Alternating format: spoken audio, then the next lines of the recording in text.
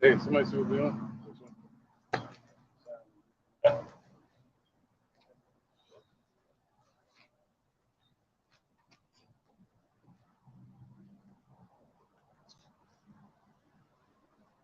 Oh yeah. Blow the trumpet. Good? Yeah.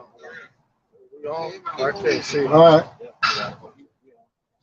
You put it open first, you want me to blow it?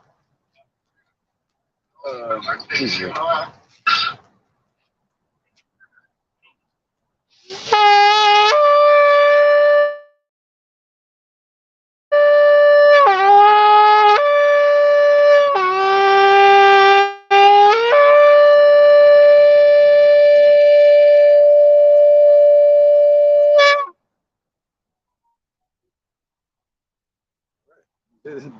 This is Gillespie over there. All right, Shalom. We are the Hebrew Israelites. We come out every week to prophesy the downfall of the wicked kingdom called America, also known as Babylon in the scriptures. All right. And the priest, the salvation of the children of Israel, will start with the Negroes, Latinos, Native Americans, onto the speckled bird of Israel, scattered around the four corners of the earth. But first, we want to give praises to the Most High and His Son, in the true Hebrew, the Lashon Kodash, known as the Holy Tongue. All right? I said, Kal, Alayim, La, Yahweh, Ba'ashem, Yahweh Shai, Ba'ashem, Ha, Rakah, Kodash, Ma'amah. All right, double honor to the elder apostles of GMS and the elders, and shalom to you, Akim, and Akwatim, and children that believe in sincerity and truth from the four corners of the earth. Hey, shalom. Or we should say Shabbat shalom. All right, because yesterday evening was a new moon. And on this new moon, going according to the apostles, we're going to keep what you call the Feast of Trumpets. All right, some people keep it maybe about a month or so later, you know, but we're going to keep it with the elders. So the Feast of Trumpets, that's what we're going to go into. All right. Now, on this day, let's start off. Let's go to the scripture. Let's get we're gonna get Leviticus 23 and 23. All right. And Hosea 3 and 4. Let's bring that out. All right. This is the book of Leviticus, chapter 23, verse 23. Right. The Negroes, Latinos, and Native Americans are the Israelites of the Bible, man. La familia. All right. Hola, ¿cómo está? Right, Yahweh. That's right. And the Lord spake unto Moses, saying, speak unto the children of Israel. Right, to the children of Israel. This is what we're supposed to keep. These are the customs we're supposed to follow. All right. But what they teach you in the Christian churches is that you're forgiven of all sins, so you can sin, you know, not be judged. You know, they try to say the law is done away with. All right, go ahead. Saying, in the 7th month, in the first day of the month, shall ye have a Sabbath, a memorial of blowing of trumpets. Right. So in the 7th month, you know, September is it's the 7th month according to the Julius Caesar calendar. So some people keep it according to the new moon, which it would be like another month or so later down the road. All right. But hey, just as long as you keep it throughout that year, just like the Day of Atonement. And the scriptures say, judge not a man in the Sabbath, you know. So as long as you keep the holy days at some point. Go ahead, brother. So the Feast of Blowing Trumpets, go ahead out. And holy convocation. Ye shall do no servile work therein. Right, which makes it a Sabbath. All right, a rest. All right, so that was it. I got a little bit more. All right. But ye shall offer an offering made by fire unto the Lord. Right, so we offer an offering made by fire, which is what? Sacrifice. All right, so now the Lord did away with sacrifice. All right, is that it on that? Yep. I got it. Yeah. All right. Hosea 3 and 4, real quick. It's the book of Hosea, chapter 3 and verse 4. Yet let no man strive, nor reprove another, for thy people are as they that strive with the priests. Yeah, keep going. Hosea 3 and 4, right? Come on. Yeah, keep going. Verse 5. Therefore shalt thou fall in the day, and the prophet also shall fall with thee in the night, and I will destroy thy mother. Verse 6. My people are destroyed for lack of knowledge. Oh, you went from Hosea 3 and 4? I got it. Yeah, Oh, it's lucky. Oh, okay, okay. I'm about to say. It's the book of Hosea, chapter 3 and verse 3. And I said unto her, thou shalt abide for me many days. Hosea 3 and 4? 3 and 4 is lucky.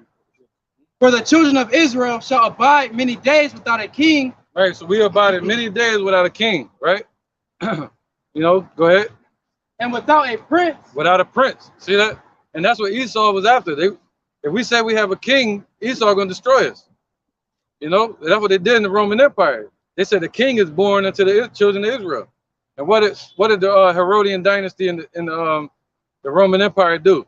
They set out to kill whoever called themselves king of Israel. All right, go ahead, brother. And without a sacrifice. And without a sacrifice. See that? So we don't have a sacrifice that we can give physically. So that's not what the Lord talking about. That was in the ancient time. We don't have to go out and go kill a lamb. Yahushua was our ultimate atonement for our sin. All right. So the Lord said, what? He should not. He's not receiving that sacrifice anymore. So what sacrifice do we have? We have a spiritual sacrifice. Go ahead.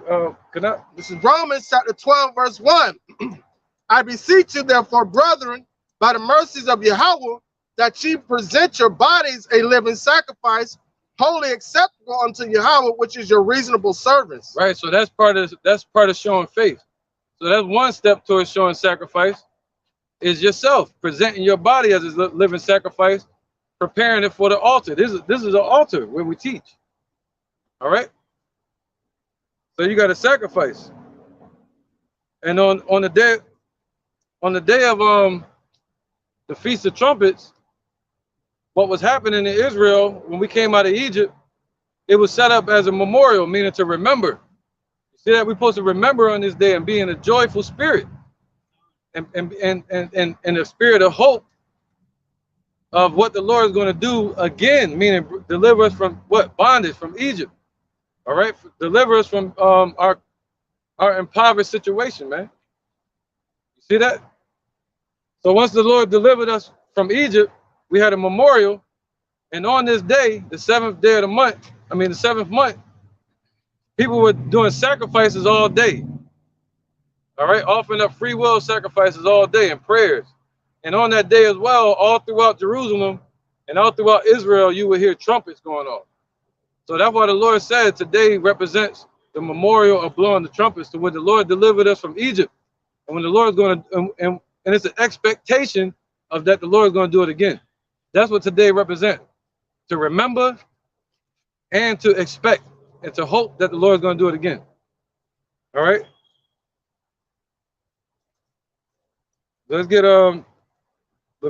Baruch chapter 2 and 30. Somebody already read. You read Leviticus 23 already, right? Right. So it's a memorial blowing the trumpets. And the Lord said, "What? We're supposed to come out of this place, you know, mentally, because we forgot who the hell we were." Somebody get that? Discontinue from the heritage. I got Baruch. All right, come 1 second. Yep. Jeremiah chapter 17, verse 4. Yeah. And thou, even thyself, shalt discontinue from thine heritage that I gave thee, and I will cause thee to serve thine enemies in the land which thou knowest not, for ye have kindled a fire in my anger, which shall burn forever. See that? It's going to burn for a long time. That's what the Lord was saying, man. It's going to burn forever. He's always going to be mad at the wicked. All right, so that's why the Lord is going to make the children of Israel righteous. See, the Lord doesn't change; He changes not. All right, but He said we will. Yeah, right. He said we're going to discontinue from our heritage. What was our heritage? The laws. He said this is your wisdom in the sight of the nations. That's what separated us from the nations, man. The law, statutes, and commandments. All right, which you'll call righteousness. Go ahead, brother.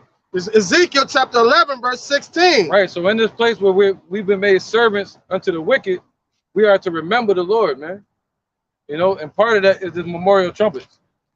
All right. So thus saith the Lord Yahweh, Although I have cast thee far off among the heathen, and although I have scattered them among the countries, yet will I be to them a little sanctuary in the country where they shall come. Right. So yeah, the Lord has become our little sanctuary. That's why these holy days, these high holy days, he said what? They're gonna be solemn assemblies. You know, it's not gonna be a lot of people. Like you see at IUIC. And, you know, and they be having these big giant parties in these assemblies at the in these auditoriums and shit like that, man. Having celebrities there performing and stuff. All right. So the Lord said everything supposed to be a solemn assembly. And wherever he said, wherever 2 or 3 are gathered in his name, he's in the midst. So we were scattered around the 4 corners of the earth. So when we come together in this truth, the Lord is in the midst. He said, what? I will be to them as a little sanctuary, man. All right? A covering. Because America's about to be destroyed. And that's the humor. All right? Go ahead, brother. It's the book of Baruch, chapter 2 and verse 30. Right, because people think this is funny, you know? So go ahead, brother. For I knew that they would not hear me, because it is a stiff-necked people. Right, you got a stiff neck right there. That's a stiff neck. But in the land of their captivities, they shall remember themselves. Right, so, yep. He said, in the land where we were held captive, that's where we're going to remember ourselves. You see that? Not when we was in the land in 70 AD. The Lord was like, nah, in the future, it got to be done away with. Israel got to be off the earth. You know, he was going to destroy us utterly, completely. You know, as a nation. So now he's brought back a portion. You know, those that he set up to repent. All right, let's keep going. Jude 1 and 5.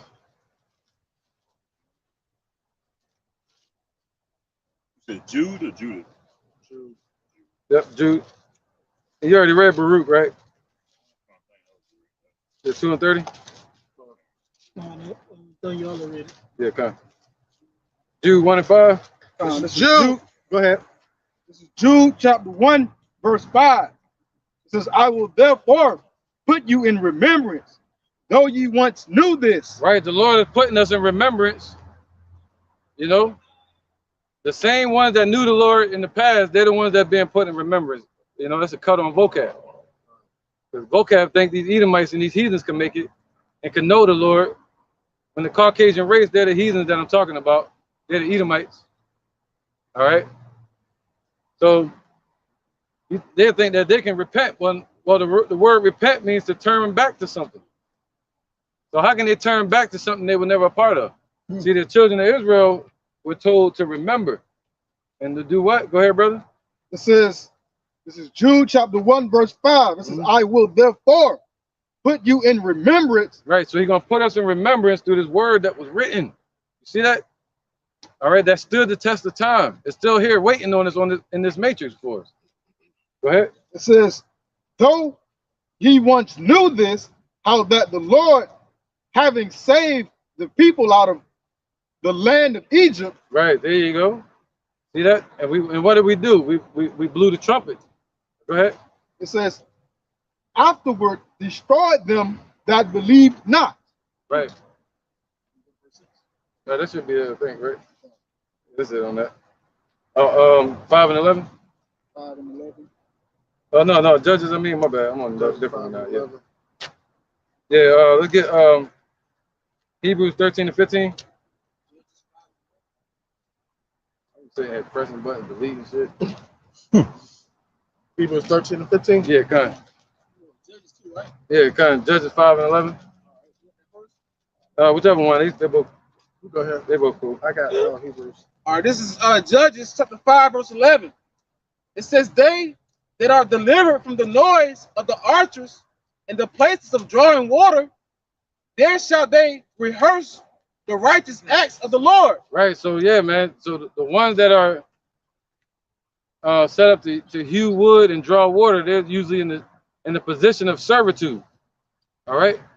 And in this place, this is where we're going to what? Rehearse the righteous acts. All right. So yeah, we rehearse the righteous acts, man. And this is one of them, the high holy days. The blowing of the trumpet. All right. But if you blow a trumpet, does that matter? It's a custom of ours. If you go sacrifice a lamb or a pigeon, turtle dove, does that matter? The Lord ain't dealing with that. What he wants is what? Our spiritual sacrifice now. He wants us to blow the trumpet spiritually. So I look at this day as a revival. You go through hell all week or all year, then you get to the memorial of the trumpet. The Lord commands you to be in a remembrant spirit and joyful, hoping that he's going to deliver us again, anticipating it. All right, let's keep going. Who got it? It says they rehearse the righteous acts of the Lord, even the righteous acts towards the inhabitants of his villages in Israel. That's right. So we're going to rehearse the laws towards each other. That's what he means. All right, you're going to rehearse keeping the laws towards each other as well. All right, we ain't going to be able to do it perfect, but in the kingdom, we're going to be perfect. In the kingdom, we're going to keep the holy days perfect, but we're rehearsing right now. All right, so that's why it's like if you can't keep it on the right day, you try your best. All right, Somebody want to get Colossians 2:16? Yeah, Hebrews. The book of Hebrews, chapter 13 and verse 15. By him, therefore, let us offer the sacrifice of praise to Yahweh, by Hashem Yahweh Shai, continually. Right. That is the fruit of our lips, giving thanks to his name. Right. So that's our sacrifice now, the fruit of our lips. See that? So that's the offering that we give now. That's the sacrifice that the Lord accepts. What's that? Spiritual sacrifice? Yeah. So that's spiritual sacrifice. The fruit of our lips represent our sacrifice now. So on the day of trumpets, you're usually supposed to give sacrifice all day.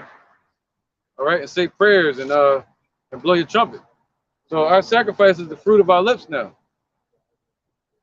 Somebody know what that's at? What's that? Spiritual sacrifice. Romans 12:1. Yeah, kind of get that. Yeah, you can bring that Colossians out. No, I need 1 Peter 2 and 5. 1 Peter 2 and 5. Real quick.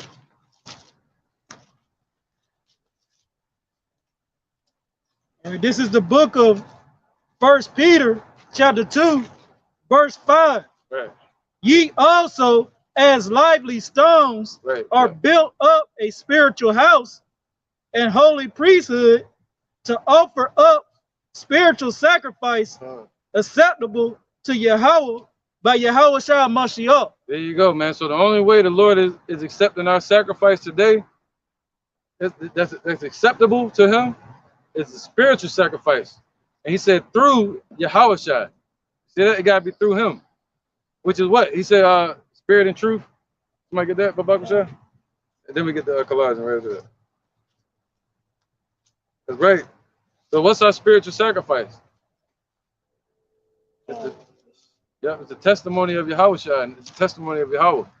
John chapter 4, verse 22, it says, ye worship, ye know not what. We know what we worship, for salvation is of the Jews. But the hour cometh, and now is when the true worshipers shall worship the Father in spirit and in truth, for the Father seeketh such to worship him. Yahweh is a spirit, and they that worship him must worship him in spirit and in truth. There you go. So if you call yourself doing a sacrifice, you got to be in the spirit, and it has to be in the truth. All right? And it has to go through Yahweh Shai to have the message secure. All right? You got to be front. If you're saying it's a message from Yahweh, it got to come from Yahweh Shai through you. All right? Anybody got any precepts? Just get your holding something. Okay. Go ahead, bro. Romans 11 and verse.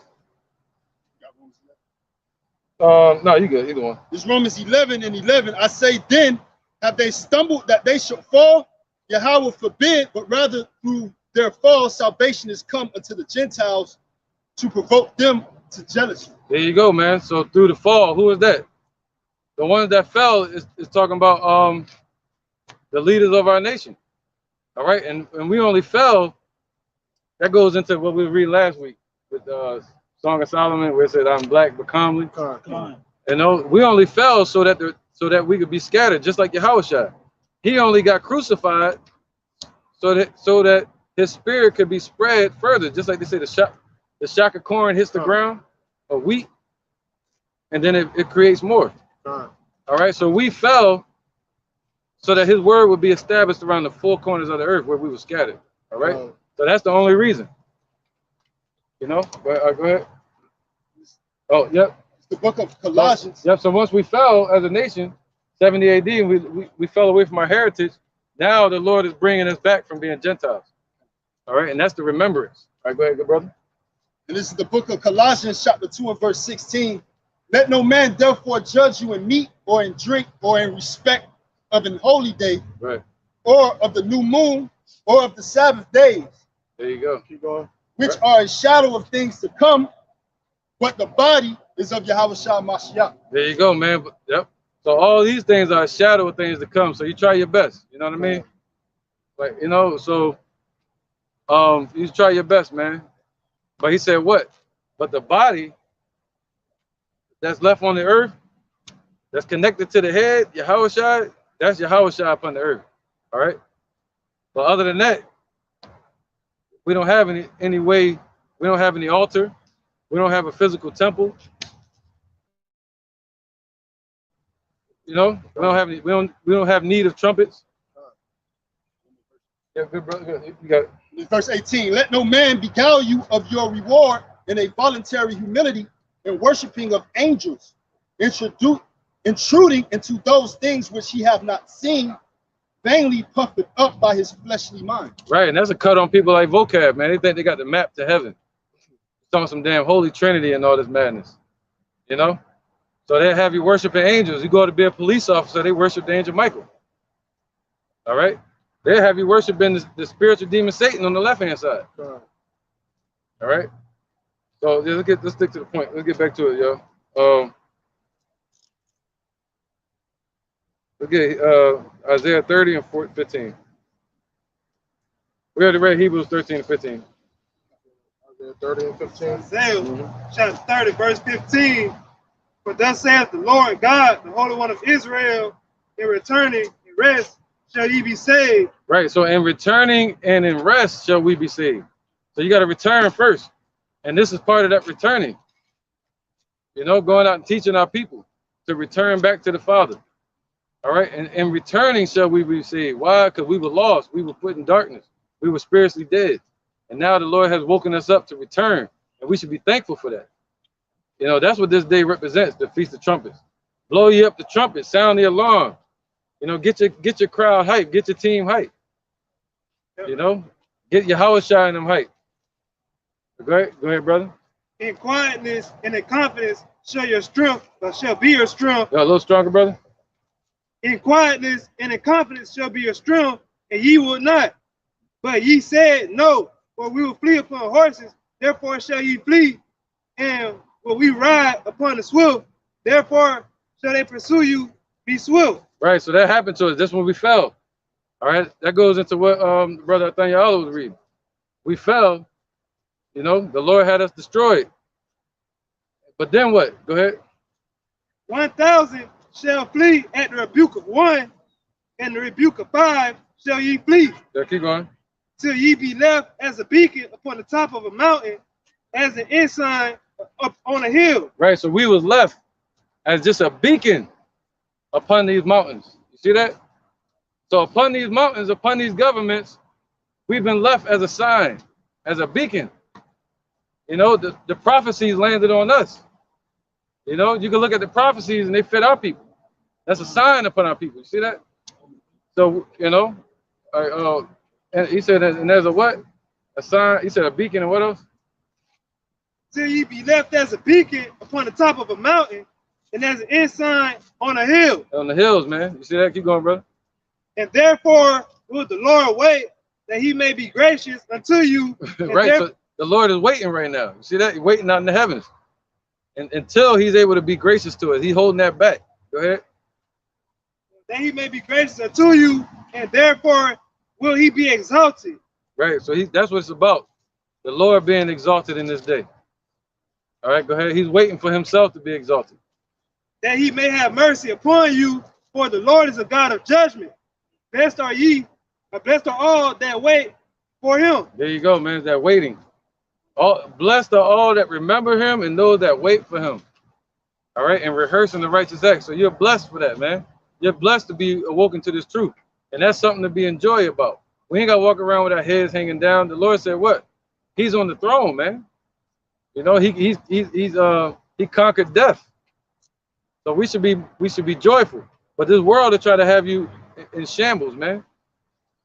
You know, have you doubtful, have you upset, frustrated, dealing with carnal issues to distract you, to have you focused on the hand instead of focused on what the hand is pointing at.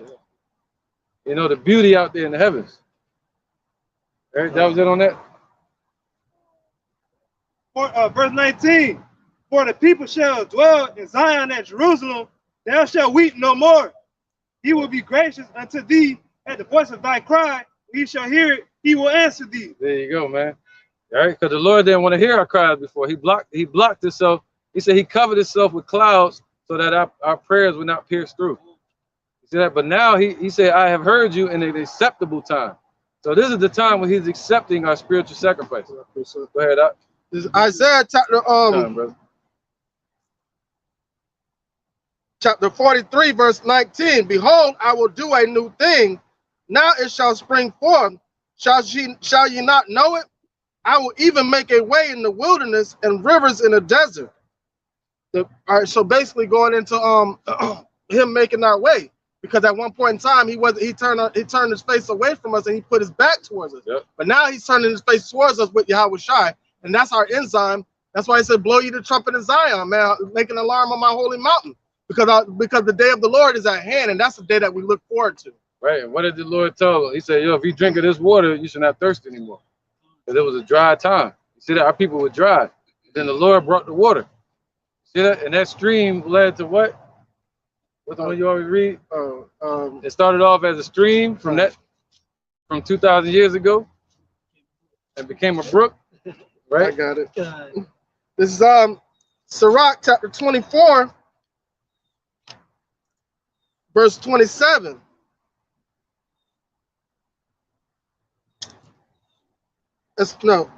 Verse 29, it says, for her thoughts are more than the sea, and her counsel is profounder than the deep.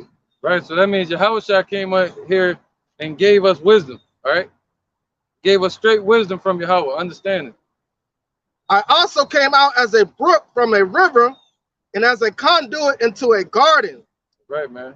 Moving waters, conduit meaning control, like the church of Israel. You know, it started off with Yahweh to Peter, to Paul, to the followers, the sheep that had no shepherd at the time until Yahweh showed up. All right, those were the ones that were waiting on him. And to the Gentiles, the Israelites that were scattered, the foreigners.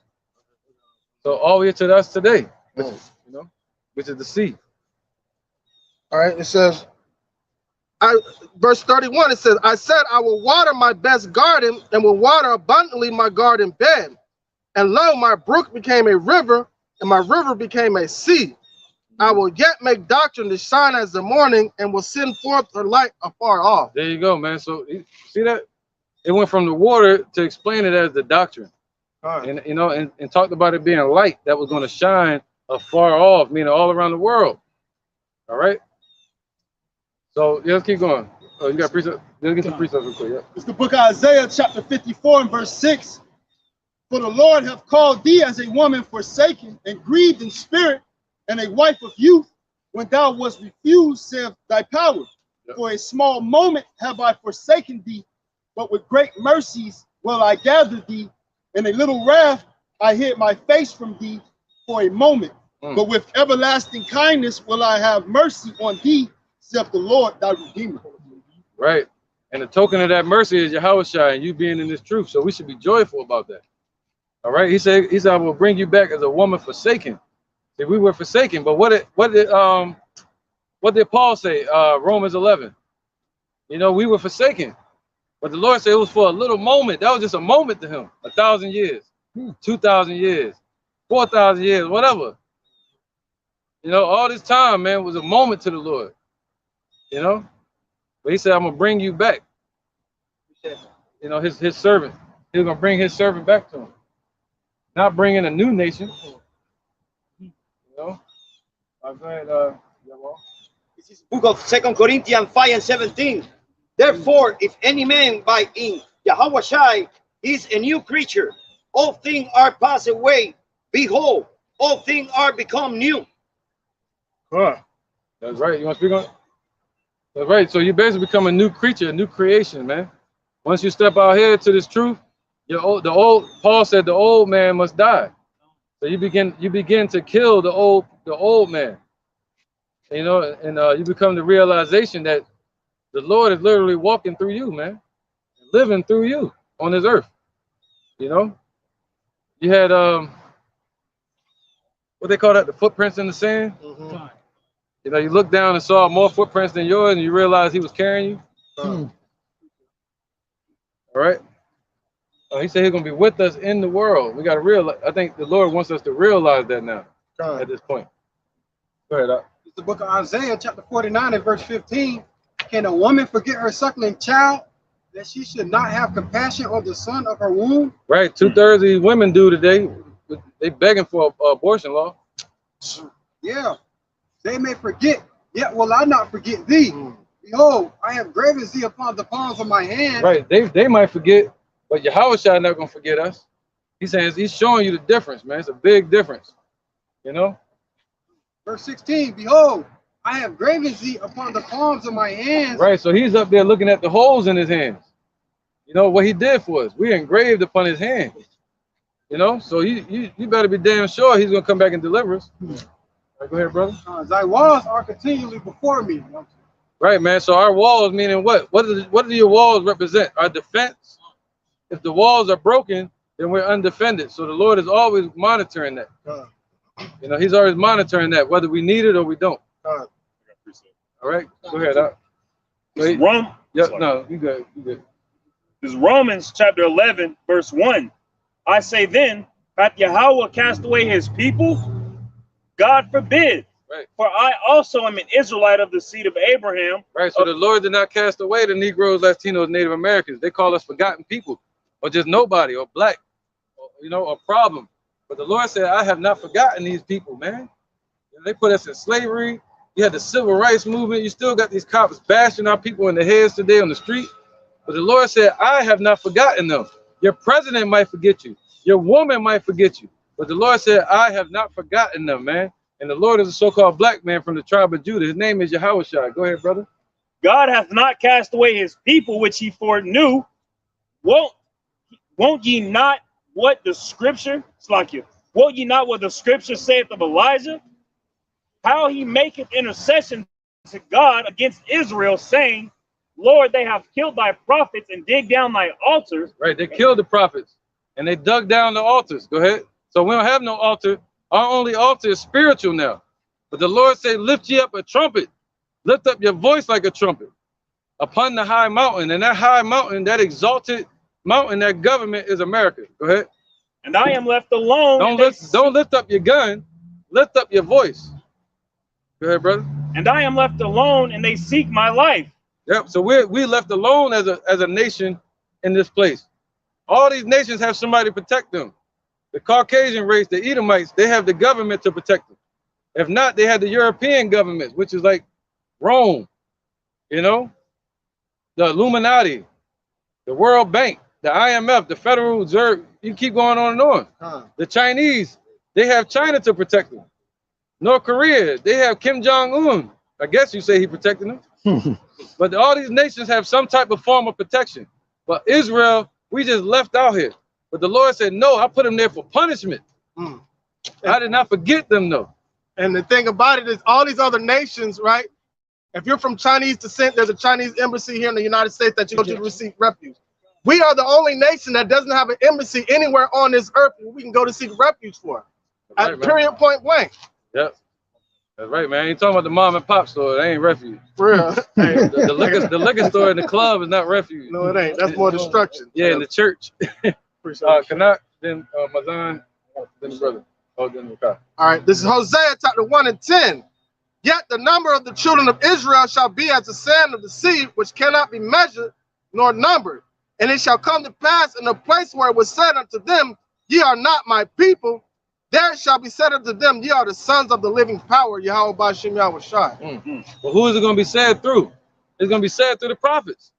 The prophets going to be out here saying, hey, you're an Israelite. We're going to be saying it to each other.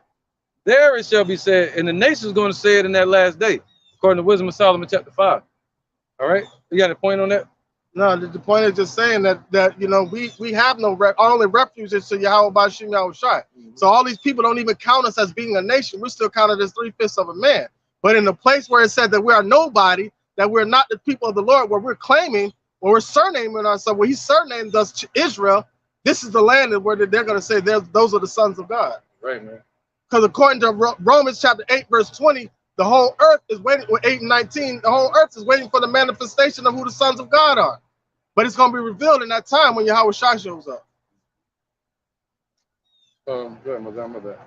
All right, this is the book of Baruch. You can speak on it too. Chapter 4. I'm going to start at verse 1. This is the book of the law. Shalaki, this is the book of the commandments of Yahweh and the law that endureth forever. All they that keep it shall come to life, but such as leave it shall die. Turn thee, O Jacob, and take heed of it. Walk in the presence of the light thereof, that thou mightest be illuminated. Yeah, you speak on it. Con, you know what I'm saying?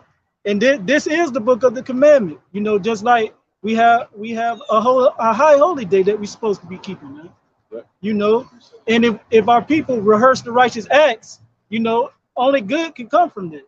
You know what I'm saying? Because you're not leaving the book of the commandment as the scripture just said. So you're going to come to life. Yahweh Ba'ashin Yahweh Shai has a reward for keeping the righteous acts, man. Right. And the ones that leave it shall die. That's the whole reason why we went into captivity. Because we left the book of the law. Right. And left the ways of Yahweh Ba'ashin Yahweh Shai. Right. And the commandments come from Yahweh Shai now. Con. We got to keep his commands too. Not just the law. You got to keep the commands that the Lord told us to do. All right. I mean, to come out here, teach. Stand in the truth, enduring to the end. All right, verse 3. Come on, brothers. Give not thy honor to another, nor the things that are profitable unto thee to a strange nation. God, and that's what 2/3 of our people do, man. You know what I'm saying? They give their honor that Yahweh Ba'ashin Yahweh Shai surnamed them Israel unto another nation, man. You know, they think the Edomites are the children of Israel. Yeah, like Sean Poe. Hey, and not only that, that's another cut on vocab. Because we're not supposed to give our honor unto another nation, man. So there's with that being said, there's no other way for any other nation to come into the fold, man. Period. Oh, Israel, happy are we, for the things that are pleasing to Yahweh are made known unto us. Right. And also that giving honor to another nation, it goes into selling out. You know, acting like these other nations, you handing over your honor. It's like you bowing down, you just laying down as a ground for them to walk over. And they're going to do it. And it also goes into like your woman. He said, don't give your crown unto your strength unto your woman. And don't let no man take your crown. So don't give your honor to these nations, you know. Don't trim your ways to seek love. There you go. Don't trim your ways to seek love. The Negroes, Latinos, and Native Americans are the Israelites of the Bible, man. You got to turn back and repent before Yahweh shall return. Right? America about to be destroyed. You know what I mean? All right, go ahead, brother. Be of good cheer, my people, the memorial of Israel. Ye were sold to the nations. The memorial of Israel. And that's what we've become, a sign. That's it. A sign upon the mountains of these nations. Go ahead. Ye were sold to the nations, not for your destruction, but because you moved Yahweh to wrath, ye were delivered unto the enemies. That's what I agree. All right. Next precept. This is Romans chapter 8, verse 36. As it is written, for thy sake we are killed all day long. We are accounted as sheep for the slaughter. Nay, in all these things we are more than conquerors through him that loved us. So we're in the middle of being chastised right now. 2/3 of our people don't want to be chastised. They want to live it up. But the Lord is refining his elect, and his people understand that. And we know that knowing that we're being built up, we're exalting the Most High at the same time. Right, bro. You gotta have some strong ones. You leave from teaching, man. You gotta lift up your voice, man. And you wind up leaving with a bunch of ab muscles. You know what I mean? You want some cardio? Come out here and teach. Go ahead. This is just to back up what the brother Nathar was saying about. I mean,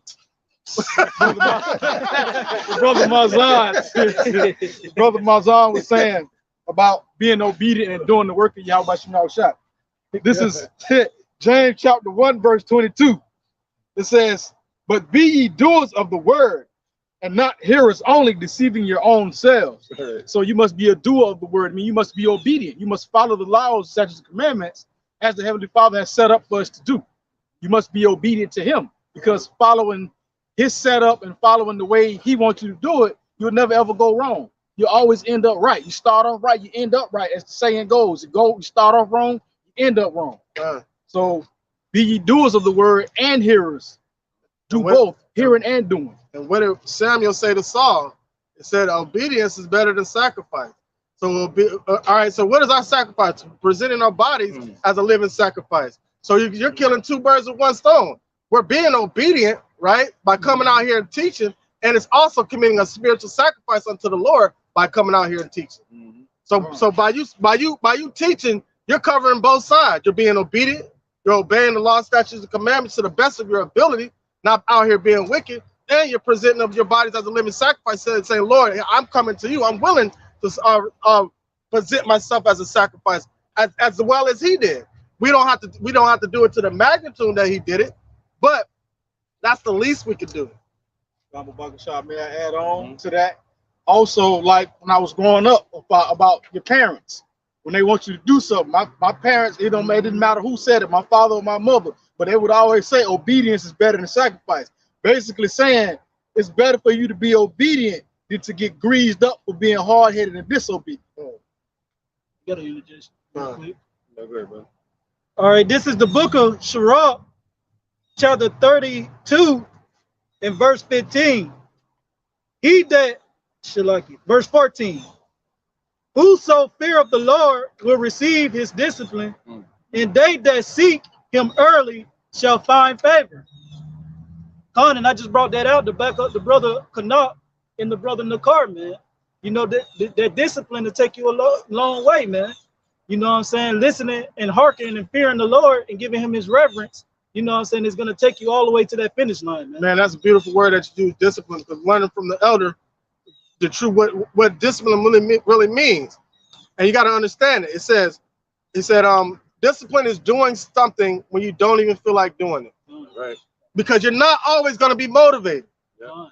So that's when discipline kicks in. Yep. When you're tired, still push through, read that next chapter. Yep. When you're tired, still push through and do that next lesson. You know? And that's also showing sacrifice, man. Yep. Inspiration is like a light that you got to use. Inspiration is a light, but discipline is the walk that carries it. You know? Somebody get 1 Samuel 15 and 22 all the way to 23. 15 and 22. Yeah, come on. It's 1 Samuel chapter 15, verse 22. It says, and Samuel said, hath the Lord, it says, hath the Lord as great delight in burnt offerings and sacrifices as in obeying the voice of the Lord? Right, 1 Samuel, yep, go ahead. It says, behold, to obey is better than sacrifice. There you go, see that? That what Canuck was just speaking on. To obey is better than sacrifice.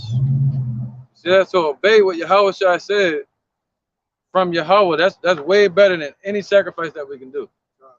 That's what Yahweh Shai did. He came down here and he obeyed Yahweh.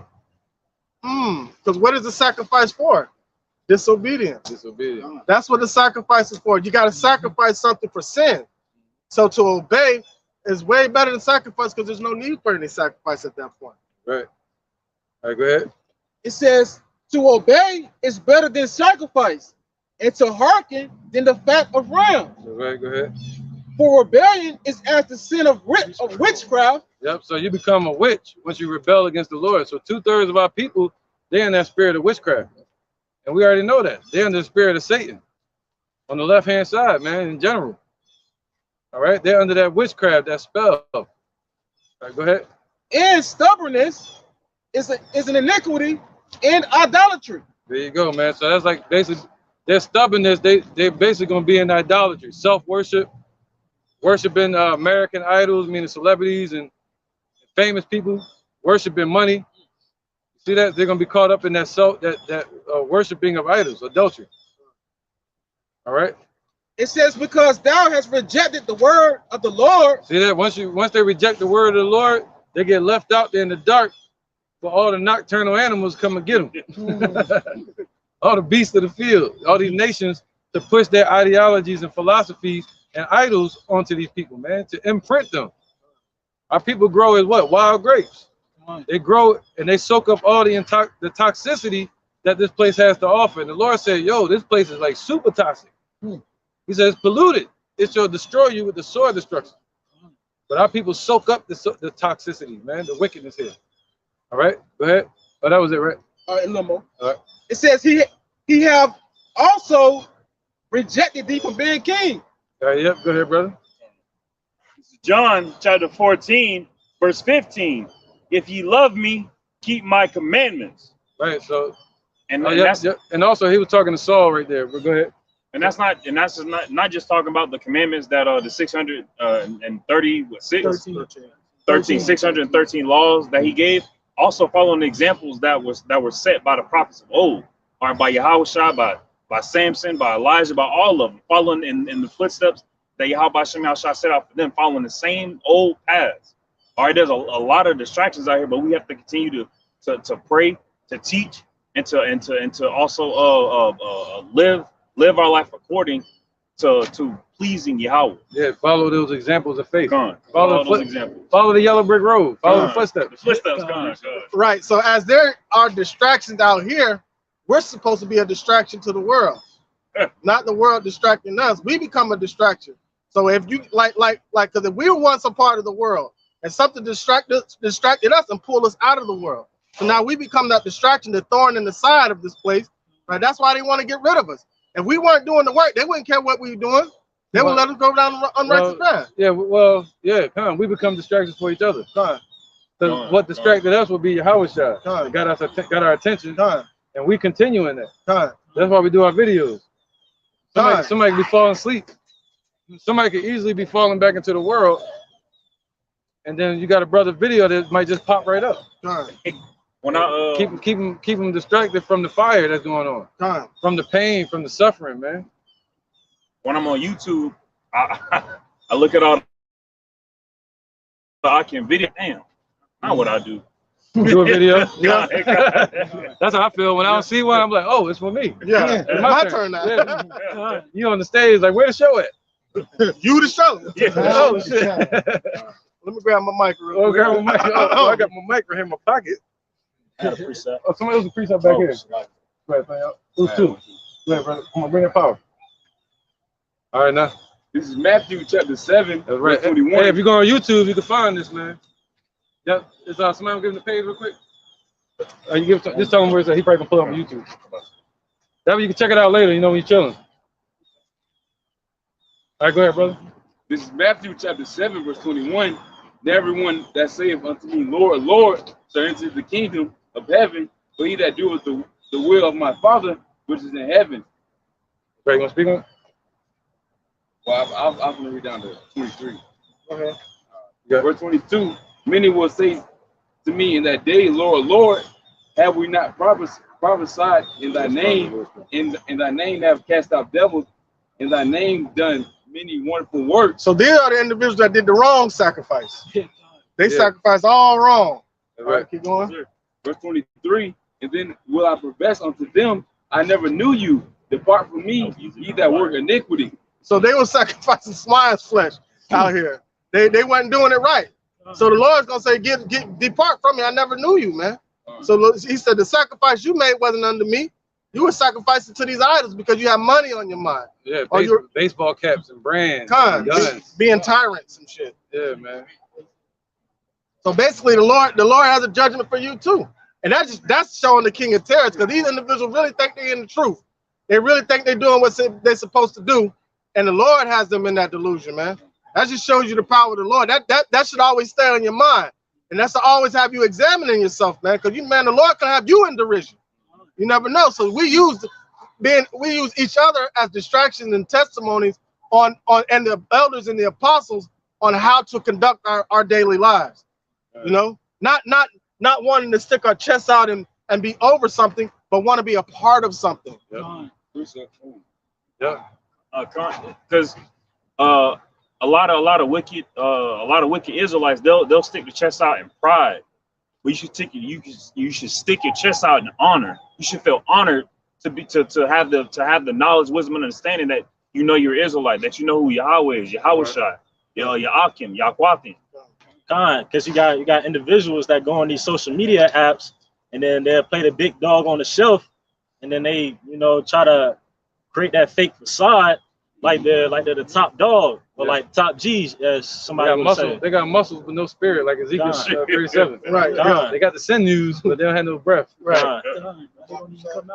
Just to add on to the brother Ricardo's point. Bring that power, y'all. Let's get it. Just to add on to the brother Ricardo's point, like you were saying, they want to try to be the big dog, trying to make personas in Yahweh Shai, when the Lord, he ain't looking for personas. He looking for men. He looking for soldiers. So if you're trying to build up a persona, eventually he's going to get rid of that persona, because that persona does not go according to his spirit. The Lord looking for real men and soldiers, not tyrants. Like it. And if you watch any war movie from back in the day, whether it's Platoon or Saving Private Ryan, the one that was always the best soldier was the one that kept quiet. He didn't do a lot of talking. He stayed in solitude in his mind, thinking all the time, at all times, and being observant of his surroundings. And that's how we are to be as soldiers. We observe what's going on around us, because it's so easy for you to get distracted and become a part of this shit. That's how toxic this place is. Man. And also as well, with that being said, great leaders and great soldiers, they can do what? They can learn. They can learn. They learn from somebody like a mentor, per se. And our mentor, our God, our King will be Yahweh Shai. Following after him. Real quick about the Shah, but that's why the scriptures talks about keeping the integrity in the Lord, and not being steadfast in him, man. And not wavering, man. Right, that's what we ought to do, is practicing to be, steadfast in the Lord.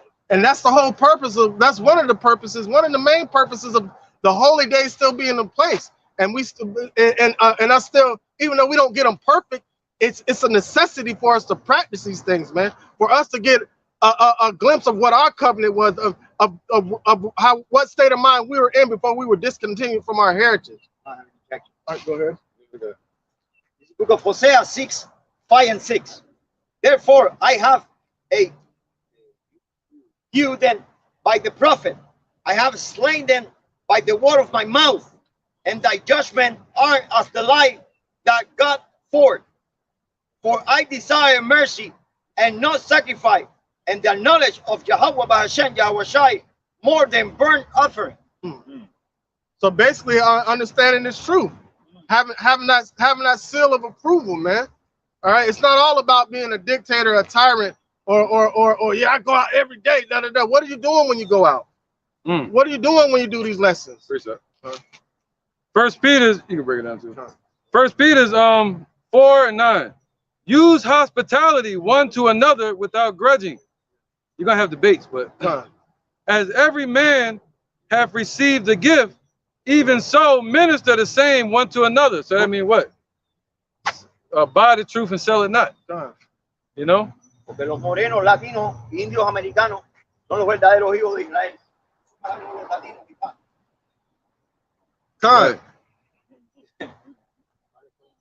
All right. And says, let him do it as, where is it at? As good, okay, as every man have received a gift, even so minister the same one to another. So the Lord's looking for mercy and hospitality, man. So as he was merciful to you and gave you the gift, who are you to go ahead and stick your chest and be tired over somebody trying to teach them like this? Just all in yeah, right. Nate. As good stewards of the manifold grace of Yahweh, stewards. All right, so we're not just soldiers, we're supposed to be stewards, man. All right, what the hell is a steward? A steward is like a servant. All right, not just a servant, but officer. You know what I mean? And it says, if any man speak, let him speak as the oracles of Yahweh. You know? You got to speak as the word of the Lord out here. All right? You can't just be out here just talking willy-nilly, just talking shit. Go ahead, Oh, this is Isaiah. All right, so we're focusing on the Feast of Trumpets, man. And the importance of remembering what the Lord did for us. Yep. This is Isaiah chapter 30 and verse 1. Woe to the rebellious children, thus saith the Lord, that take counsel, but not of me, and that cover with the covering, but not of my spirit, that they may add sin to sin. These people out here sticking their chest out, they're covering with pride. They're not covering with the spirit of the Lord, because the man of the Lord, he's going to humble himself when he's talking to you, trying to get you to understand something. But they're covering up with pride. Pride comes before destruction. That's what they're getting ready for, destruction. And the thing about it is, that humbleness comes in when you realize the danger that the Lord pulled you out of. When you understand, when you see the world for what it is and what it's about to become of it, and the Lord pulled you out of that, it should no pride come nowhere about your body. You don't even realize what the Lord, you don't realize the mercy that the Lord had upon you by pulling you out of it. Yeah. What are we talking about here? Are we talking about you going out there teaching aggressively and boldly? No, we're not talking about that. We're talking about the one that you a nigga, man. We talking about you motherfuckers. Yeah. Goddamn tyrants, nigga. All right, straight up. That's what we're talking about. So and then understanding the solemn assembly, even though we have these holy days, but this rest that we entered in through Yahweh Bashim Yahushai is a solemn assembly. Right.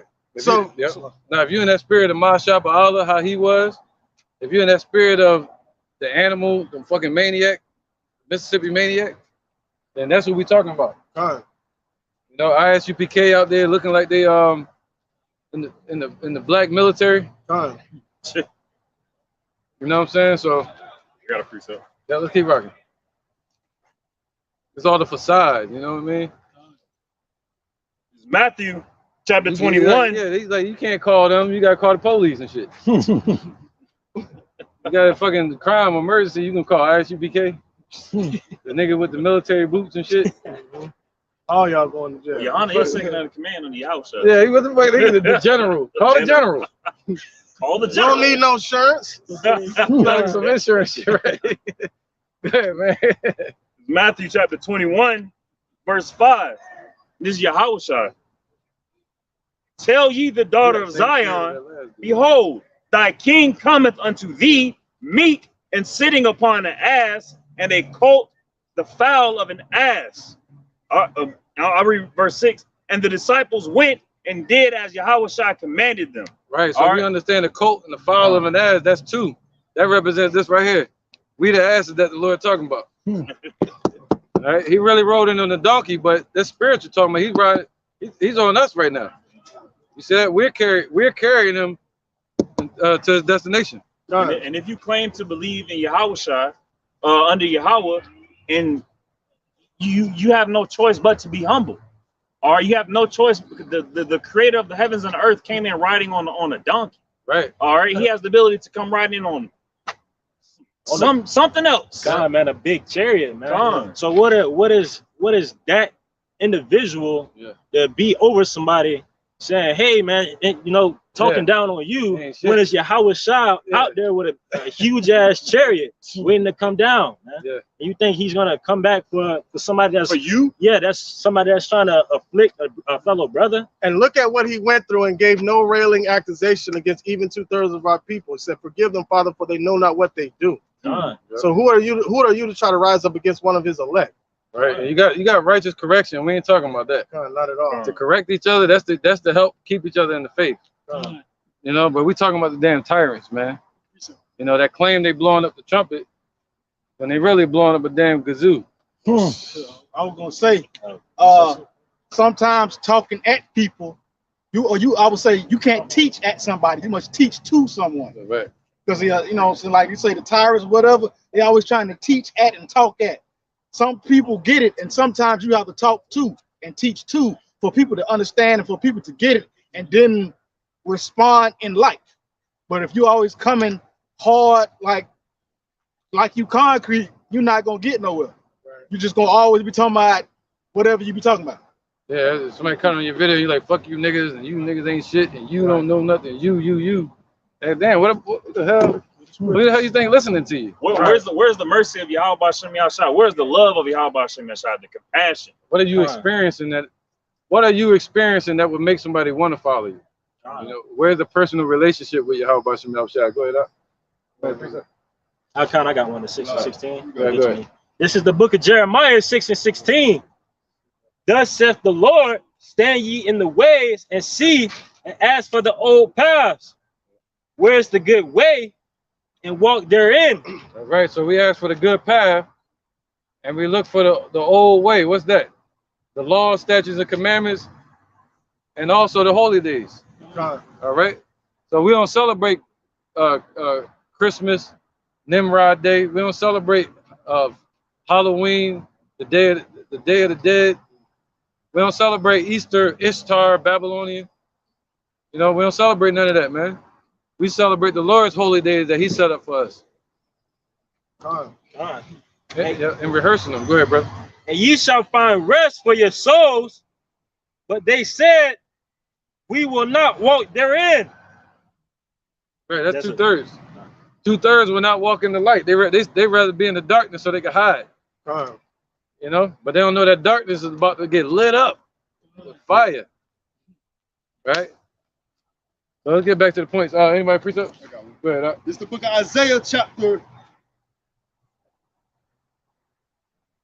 65 and 7.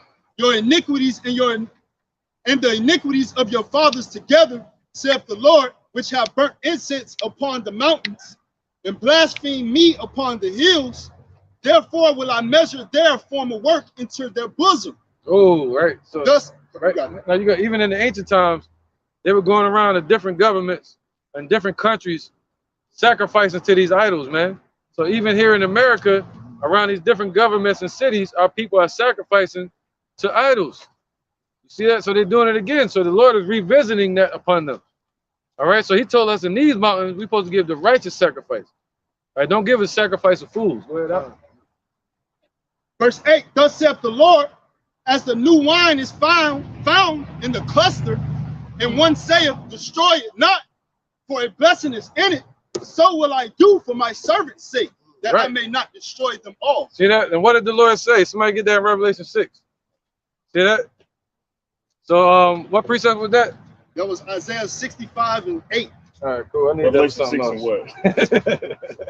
like the Lord say, let the multitude perish that were born in vain. That's beautiful, man. So He gave us a lifeline. You know, those who truly, sincerely believe in waiting on His coming, He gave us a lifeline. And also when it's saying Second Ezra, He said out of a bushel of grapes, he kept one cluster unto himself, man. Yo, let the multitude perish. But what did He say in Revelation 6?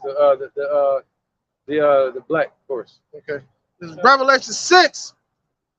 You got it. Go ahead. Yep. Isaiah 65 is the answer to, or the backup to Revelation 6 and 5. All right, this is the and book. what you just said too. You know, plus agree. Go ahead. This is the book of Revelations, chapter 6, and verse 5. And when He had opened the third seal, I heard the third beast say, come and see. And I beheld, and lo, a black horse. Slavery. And he that sat on him had a pair of balance in his hand. There you go. So that goes into slavery. And also now, what is Esau trying to do? Bring a lot of death. That's what black represents, mourning. All right? So it started with that. And the Lord said they're going to put a yoke of iron upon us, right? Well, that yoke, they're trying to double down on that yoke and add a digital yoke, a spiritual yoke upon our people. All right, go ahead. So he had a pair of balances in his hand. All right, and that's Esau. Esau holding the balances. What's the balance? It means what? A yoke of iron. And I heard a voice in the midst of the four beasts say, a measure of wheat for a penny, and 3 measures of barley for a penny. Right, so that's like a loaf of bread for a whole day's wages. What's that? Hyperinflation. All right, so go ahead. But what did the Lord say? And see thou hurt not the oil and the wine. So don't hurt the oil and the wine. And that breaks it down. You see that? All right, he said, we were going to be like the wine, the blessed wine that he wasn't going to destroy. You see that? So he said, don't hurt the oil and the wine, meaning the elect. When he come and tear down the wine press, he will trip. Turn down the grape. You went there, man. That was official. Yeah, that was beautiful. All right. Any more precepts? So the Lord is going to destroy a bundle of grapes, which is the 2/3 that were born in vain. But the elect, the Lord said he's going to keep them, don't hurt them. All right, that goes into Revelation 7, man. That's right, man. That's beautiful right there. That was clean. Go ahead, bro. All right, 2nd Ezra chapter 9, verse 20. So I considered the world, and behold, there was perils because of the devices that were coming to it. And I saw, morning. I said, morning. And I saw and spared it greatly, and have kept me a grape of the cluster and a plant of a great people. Right, that's the Israelites, and then going into the elect. Go ahead. So let the multitude perish in vain, perish then which were born in vain, and let my grape be kept and my plant, for with great labor have I made it perfect. See that? The Lord, with great labor, has the Lord continually made us perfect, man. All right? All the way up until the day of salvation, keeping us in remembrance until the day of salvation. But the 2/3 that are born in vain, they're gonna, it's nothing. The Lord said, yo, they're gonna perish. He's gonna birth them right back again on the earth. All right, so everything they're doing right now on this earth, they're doing it in vain, in vanity. See that? Go ahead, brother. This is 2 Peter chapter 2, verse 9. But the Lord said our works are going to follow us. The Lord knows how to deliver the godly out of temptation and to reserve the unjust unto the day of judgment to be punished. Right, but how would we know that if we didn't read? But the Lord said, what? Blessed is he that readeth. You know, so, and they that hear the words. So we wouldn't never know that if we didn't read his book. You see that? So he's keeping us in remembrance of what the Lord did for us, man. That's why we're blowing up the trumpet this year. You know what I mean? If we didn't read the word, we would only have hope in the things that we see. That's right. Just like Jake. They gotta be given eyes to see it. You know, like on what was that called? Big Trouble Little China? Yeah. when he drank that juice, he could see. Yeah, he could. I can see it. I can see the unseen now. Go ahead, brother.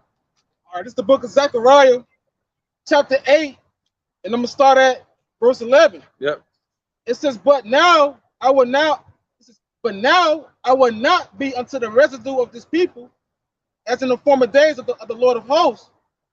Shalaki, that's not right. All right, go ahead, brother. This is Zechariah. Zechariah, chapter 13, verse 8. And it shall come to pass that in all the land, saith Yahweh, 2 parts therein shall be cut off and die. Whoa, 2 parts. What's that? 2/3, man. Gonna be cut off. They already cut off, and they're gonna perish here, man. See that? The Lord gonna cut them off, man. He's gonna push them to the left. All right. But the 3rd shall be left therein. Right. So the 3rd gonna be left, meaning preserved. All right, left in chariots. And I will bring the 3rd part through the fire. So the Lord is bringing the elect through the fire. That's why we're feeling the adversity. All right, but the Lord is keeping it. He said, I'll be with you in the fire, just like Hananiah, Mishael, and Azariah. So the Lord is with us in the fire, man, in this adversity. We got to know that. And he'll use his word like a sword that can later turn to a shield. Right up. The sword turned to a shield. That's right, man. All right, so the Lord, he'll protect you and compass you as with the shield in this place. And this is what the Lord is teaching us. Like, I don't need to send angels. I don't need to send all this to protect you. I can protect you. That was it, right? Yeah. No, I think that was it. That was it. Oh, I got it. All right, go ahead, brother. Come on, let's launch it up. Keep this power going. All right, this is Psalms chapter 34, verse 15. It says, the eyes of the Lord are upon the righteous. Right, so the Lord is watching. Come on with it. That's what I just said. That's what we're talking about. So the eyes of the Lord are over us, man. He's watching you. He's taking care of you. He said your walls are always on his mind. Meaning he's watching over your protection, your defense, you know, and what can get through and what can't. All right? And his ears are open up to their cry. That's right. So the Lord's ears are open to our cries ever since the time of slavery.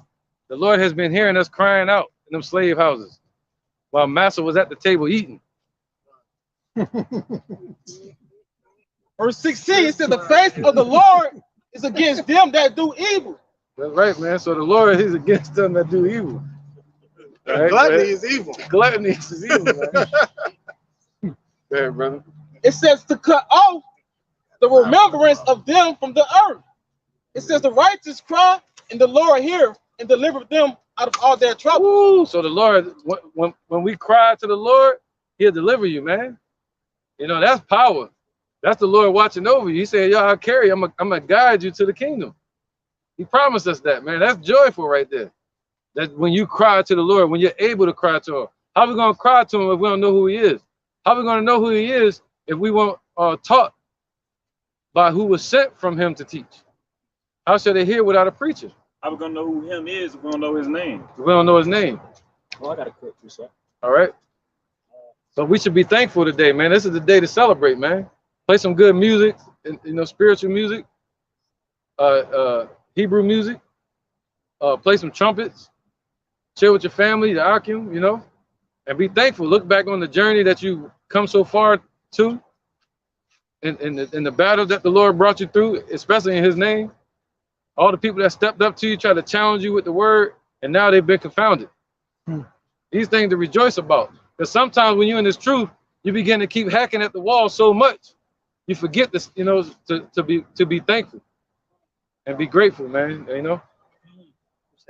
This is the book of Psalms, chapter 19, verse 3. There is no speech nor language where their voice is not heard. Their line is going out through all the earth, and the words to the end of the world. In them have He set a tabernacle for the sun. So like the brother was just saying, man, His words, man. So no language, speech, his words are there. All right, and Yahweh Shai is with us as well, you know. Man, and now the Lord said He will not stop until, you know what I'm saying, His word is teached throughout all four corners of the earth. So when you start seeing, now you see it in the Philippines, you see it in Scotland, and all these different places, you see the believers of Yahweh Shem Yahushai and sincerity and truth popping up. That lets you know that we're close to the end and the Lord is on His way, man. And His promise is about to be fulfilled. And He's waiting on to fulfill the promise. He waiting on Yahweh to say, go. Yeah, a lot of us are. Yeah. Go ahead, bro. It's the book of Psalms, chapter 32 and verse 10. Many sorrows shall be to the wicked, but he that trusteth in the Lord, mercy shall compass him about. Be glad in the Lord. That's that hedge.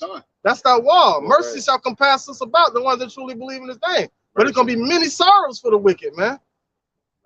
Laugh now, cry later, because they laughing at us now. We're a gazing stock. But America's really the gazing stock if you look at it. But people don't want to look at it that if you got cancer, just because you ignore it don't mean it's not going to do its job. You can try to ignore the prophecies all you want to, man, but that's not going to, for what if somebody don't believe?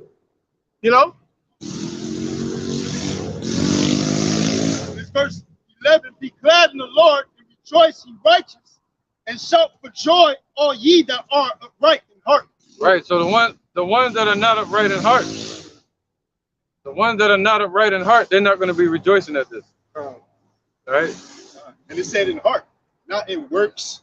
All right. Like the scriptures say, not in works that any man should boast. Right. You know, it's just be thankful. Don't care about your mind can subscribe to this truth.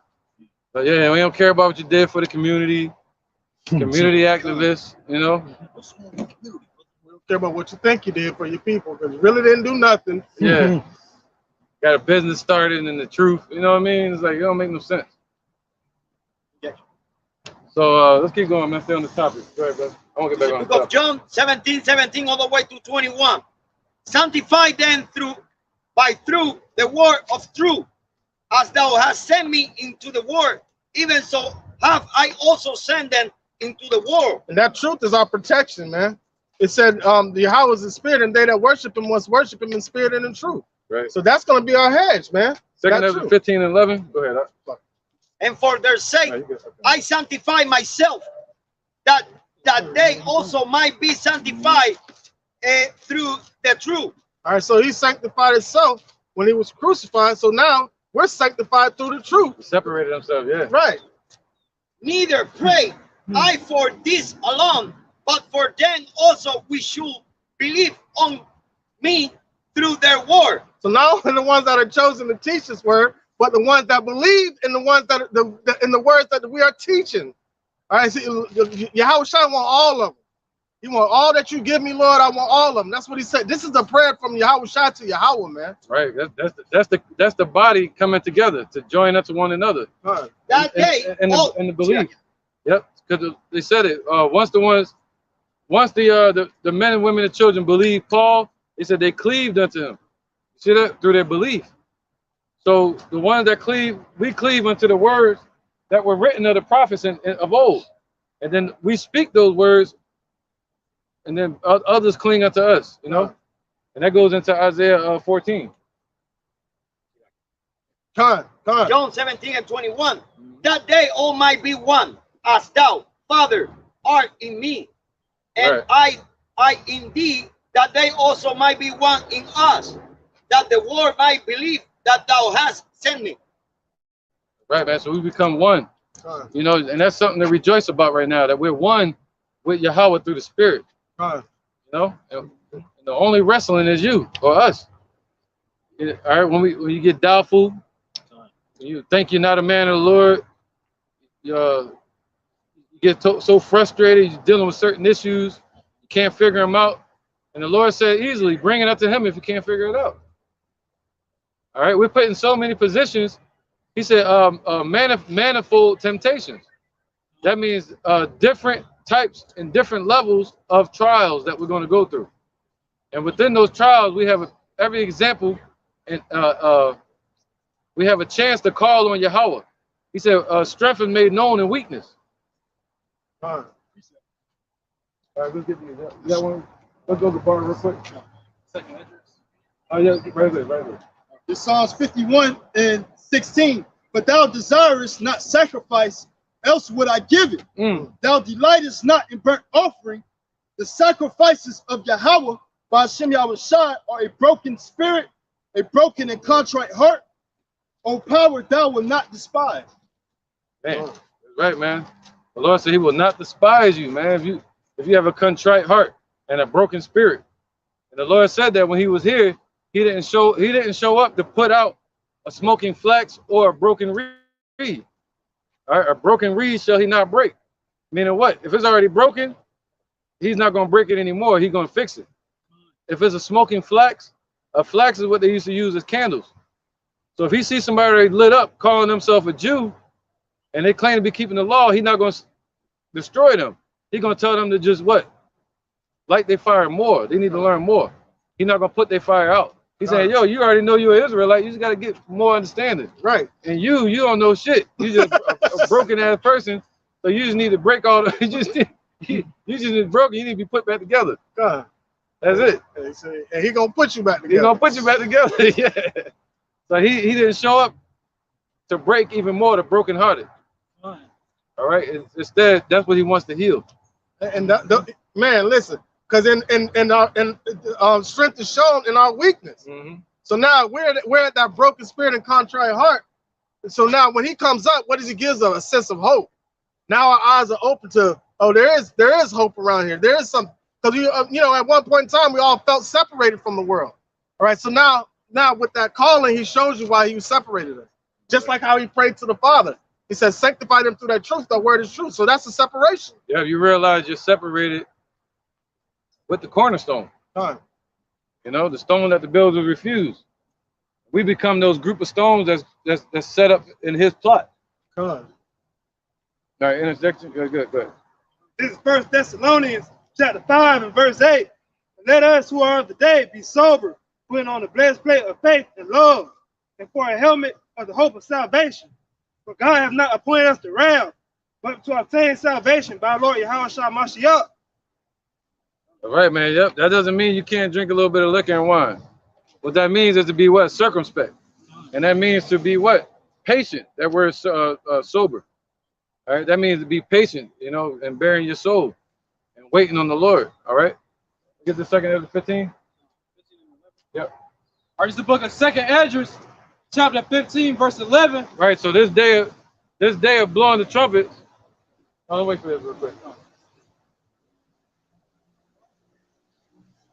He's riding around making noise for no reason. I ain't going nowhere.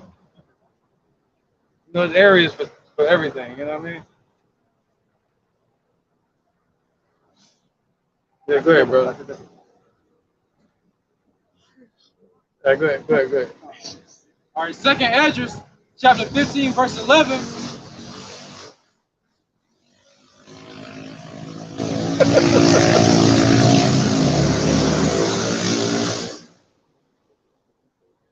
That was a scooter.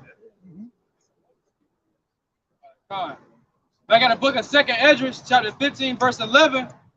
But I will bring them with a mighty hand and a stretched out arm, and smite Egypt with plagues as before, and will destroy all the land thereof. Right, man. So the Lord is going to smite Egypt with plagues as before. What's that? The second Egypt. Come on, right here, spiritual Egypt. All right. But now that's what we're anticipating. See that? That's the anticipation of today. That's the memorial trumpet, the remembering, the anticipation that the Lord can do it again if we end up in that situation of being persecuted. All right. And we are being persecuted. We've been destroyed as a nation. We messed up. So we know that the Lord can deliver us again. All right. We're anticipating it. So that's what we're supposed to be in joy. All right. Got more? Yeah. All right, it's the book of 2nd Esdras 16, starting at verse 17. Woe is me, who will deliver me in those days? The beginning of sorrows and great mournings, the beginning of famine and great death, the beginning of wars, and the power shall stand in fear. The beginning of evils, what shall I do when these evils shall come? That was basically the same plagues that were brought on Egypt. All right, some of them. All right, so the Lord is bringing that upon this place. All right, even Ezra in 542 BC, he knew about that. That's when he was speaking. All right, he knew about the future. He was anticipating it. All right, he knew there was going to come a day where we're going to need deliverance. Yeah, go ahead.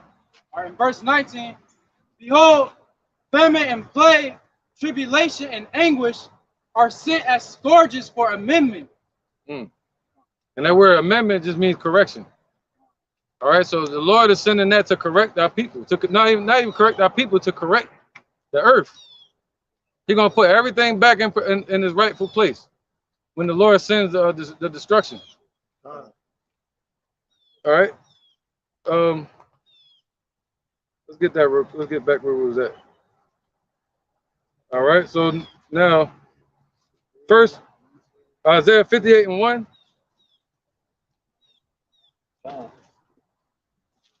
This is the book of Isaiah, chapter 58, verse 1.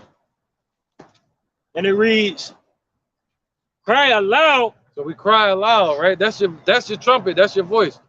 Not no damn microphone with a 501c3 charter in your pocket. In case the police run up, you got the 501c3 business plan.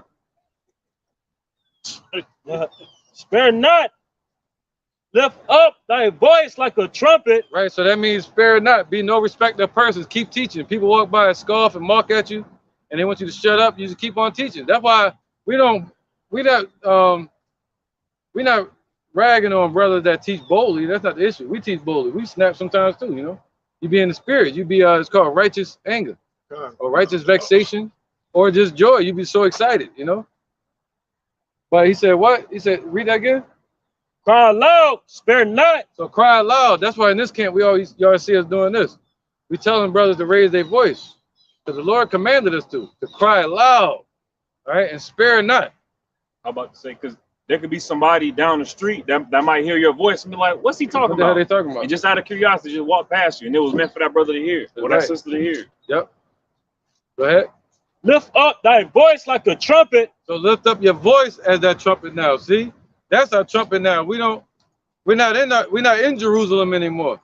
See, on this day, this holy day, the Feast of Trumpets, you will hear trumpets all throughout the city. You don't hear that in America. In America, they waiting for these wicked pagan holidays to come around. What's the one they doing next? Labor Day? Labor Day. Halloween? Huh? Labor Day. Labor Day? What the hell is that again? Oh, no working day. No, yeah, it's like something about labor, right? Working. I don't even know. They got all kind of holidays, man. You know, if you're a celebrity and you die, they're gonna give you a holiday. Labor Day is supposed to be one day out of the year that nobody's supposed to work. All the federal workers supposed to get a day off. Everything's supposed to be shut down. But they don't do it like that. They just go out and buy shit. Yeah. All these holidays in America are set up to make the elites money. That's it. They have no purpose to it. None of these holidays, man, it's all paganism. You know, it's all money making schemes for these elites, man, for their system, their economy. All right. They know as soon as Black Friday come around, they're gonna make a lot of money. Since Christmas come around, you're gonna be like, oh, it's for the kids. Halloween, these damn people gonna lose a lot of teeth eating all that damn candy. They're gonna buy a bunch of candy and shit, giving each other diabetes. God. What else? Where we at? All these idiots out here chasing damn eggs and shit. Bunny laying eggs. Bunny laying eggs, yeah. You know, but they think what we doing is crazy. So that shows the power of the Lord. Go ahead, brother. Matthew chapter 24 and verse 36. But as the days of Noah were, so shall the coming of the Son of Man be. For as in the days that were before the flood, they were eating and drinking, marrying and giving in marriage, until the day that Noah entered into the ark. And they knew not until the flood came and took them all. So shall be the coming of the Son of Man be. Yeah, you got it. So the same way they celebrate these pagan holidays, not caring about prophecy, none of that. They don't want to hear the Lord's voice. They want to hear Esau's voice. The same way they was ignoring the prophets back then, and they're going to face the same judgment and get destroyed. That's why we're building up the spiritual art while they're out there condemning themselves. Right. Right. Isaiah 11 and 11. It's Isaiah chapter 11 and verse 11. And it shall come to pass in that day that the Lord shall set his hand again the second time to recover the remnant of his people, which shall be left from Assyria and from Egypt, and from Patros and from Cush and from Elam and from Shinar and from Hamath and from the islands of the sea. And he shall set up an ensign from the nations and shall assemble the outcasts of Israel and gather together the dispersed of Judah from the four corners of the earth. Right, man. That's right. Numbers 29 and 1. All right, so the Lord gonna set his hand again the second time. See, that's what we're waiting on. Somebody get that new heaven and new earth. Where indwells righteousness. We waiting on that. Yep. Numbers. Let's get that first. Yeah, let's get it first. Then Numbers 29. This is the book of Revelations 21, verse 1. And I saw a new heaven and a new earth. No, those that's waiting. We're waiting on the new heaven. Oh, come on. This is 2 Peter chapter 3, verse 13. Yeah, you could. It's just what I said. It says, nevertheless, we, according to his promise, looking for new heavens and a new earth, wherein dwelleth righteousness. Yep. You catch the naked woman walking around.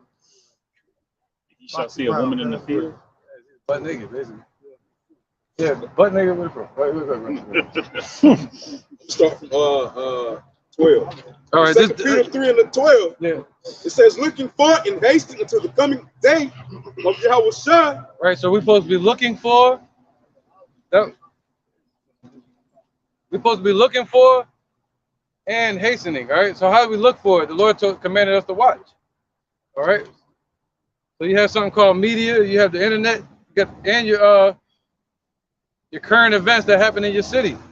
So we're the watchers, right? All right, so he said what? Looking for and hastening to the coming day. Right, you hasten the day by teaching this truth. All right, go ahead. Wherein the heavens being on fire. Right, the heavens gonna be on fire. All right. So the heavens are gonna be on fire, called what? An atom bomb or a mushroom cloud. Right, with nuclear fire. Go ahead, brother. And the elements shall melt with fervent heat. Right, all the elements that Esau created, everything they made is going to melt. They shall build, but the Lord said he's going to throw down. You know, all these innovations, everything they're trying to build is going to be burned and melted. Verse 13 says, nevertheless, we, according to his promise, look for new heavens and the new earth wherein dwelleth righteousness. Yeah, that's that anticipation. See, that's the remembering, the anticipating that the Lord can deliver us again, man. All right, and for the final time, man, deliver us out of Egypt a second time. This is Malachi chapter 4, verse 1. Behold, the day cometh that shall burn as an oven, and all the proud, yea, all that do wickedly shall be stubble. Look at the elements. All right. And I think it's a Jake out the name Element. And the day that cometh shall burn them up, saith the Lord of hosts, that it shall neither leave them root nor branch. Right, it's gonna burn them in their little watches that they wear now, the damn eyeglasses that they're gonna wear, all the technology on it. You see that? You know, and what else they get inside of them? You know, the Lord said He about to burn all of that up, man. To a crisp. With thermonuclear fire. That's why you're hearing things about Russia. You're hearing things about Iran. That's the Most High doing it. A so-called black man that created the heavens and earth. Go ahead, brother. Verse 2. But unto you that fear my name shall the Son of Righteousness arise with healing in his wings, and shall go forth and grow up as calves of the stall. That's right, man. So that's what the Lord said, man. He said you should be joyful for that. All right? You should be celebrating for that, man. He said what? Serve him with fear and trembling, though. You know, you still want to be excited, but still have that fear and trembling. You know, have that respect. Go ahead. This is the book of Jeremiah 50 and 34. The Redeemer is strong. The Lord of hosts is his name. He shall thoroughly plead their cause, that he may give rest to the land and disquiet the inhabitants of Babylon. Period. You speak on?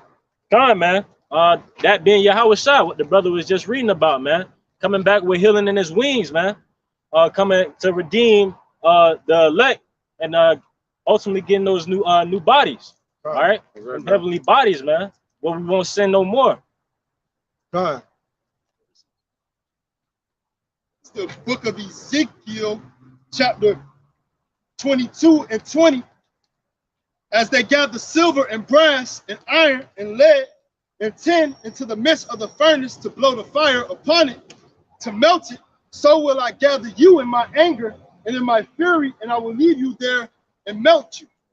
So Lord, he's coming to melt those who not with his plan, man. Those who not hastening and waiting on his coming, on his promise. They're gonna be melt in that fire, man. As this brother brought the scripture, he's gonna be rest to the land. He's not gonna let the people labor in the very fire, man, for any much longer. Right, man. And these people at rest. You know, they try to be arrested, man. The Lord gonna wake them the hell up. Gonna wake their ass up, scare them out of their sleep. Yep. You know, go ahead, Mazan, and then Aruka.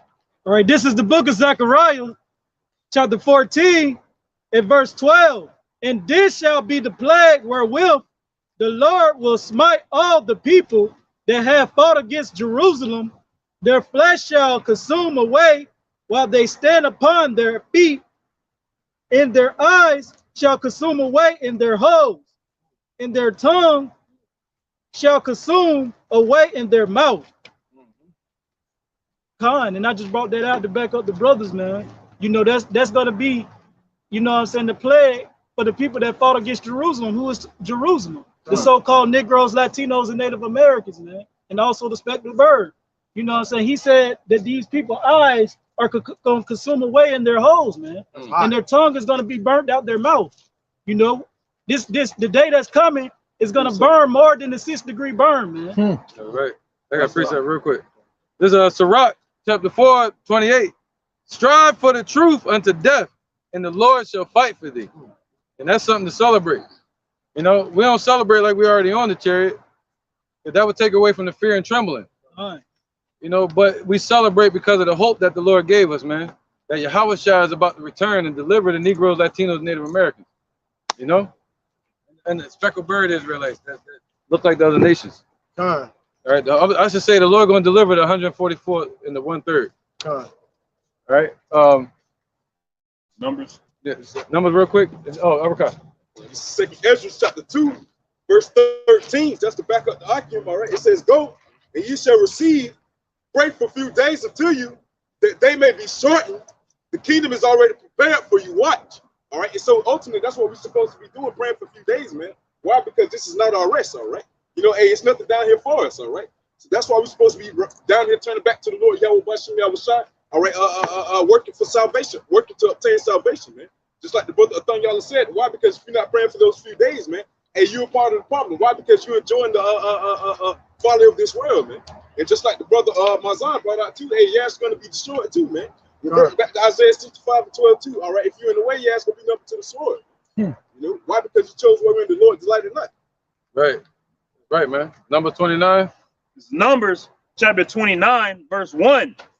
And in the 7th month, on the first day of the month, ye shall have an holy convocation. Right, this is a holy convocation today, the Feast of Trumpets. And a lot of our people don't even know that it's happening. The Most High is out there in the heavens, a so-called black man, Yahweh, and his son Yahushua, and our people have no idea, man. They're ready to celebrate Halloween, though. They're ready to celebrate Christmas when the Lord was born in the springtime. But they tell us he was born in the winter. Go figure. They tell us he was an Edomite when the Lord was a so-called Negro from the tribe of Judah, named Yahushua. All right, how about that one, right? Don't say. But it's a holy convocation. Go ahead.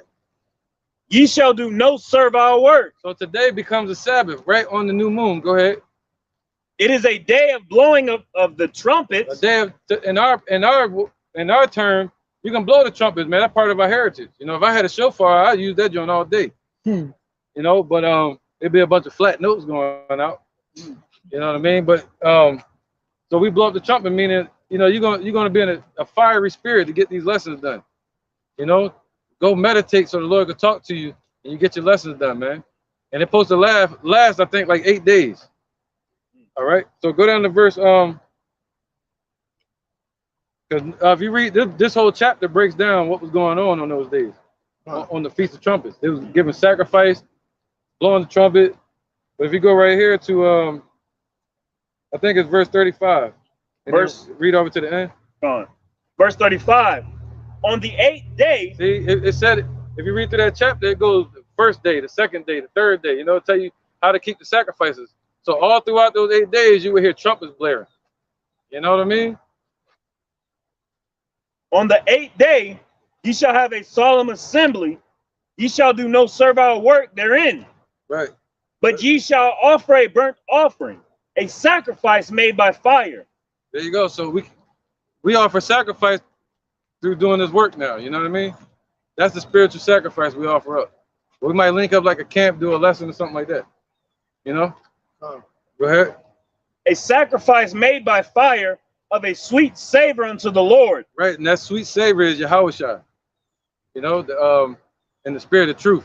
And the sacrifice made by fire, that's his word. Go ahead.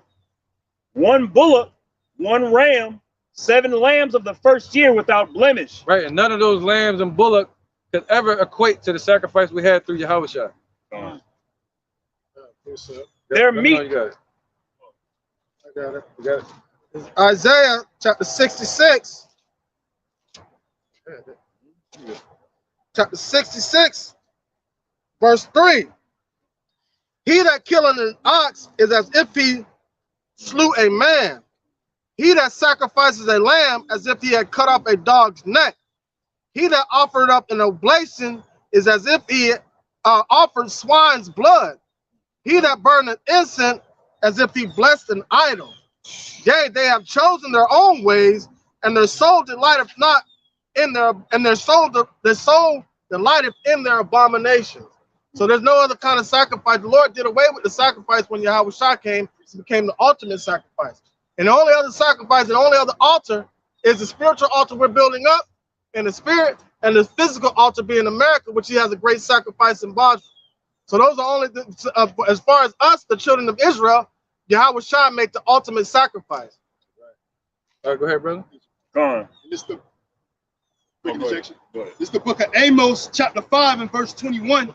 I despise your feast days and I will not smell in your solemn assemblies. Do ye offer me burnt offerings and your meat offerings? I will not accept them, neither will I regard the peace offerings of your fat beasts. And so when that being said, when Yahweh Shai showed up on the scene, they still wanted to do all that. But Yahweh Shai like, nah, you ain't got me. I got this. I got you. I got you. That's what Yahweh Shai was saying. But that was the sacrifices that they had to do for the people gave them a sense of empowerment, and they didn't want that to be taken away from them.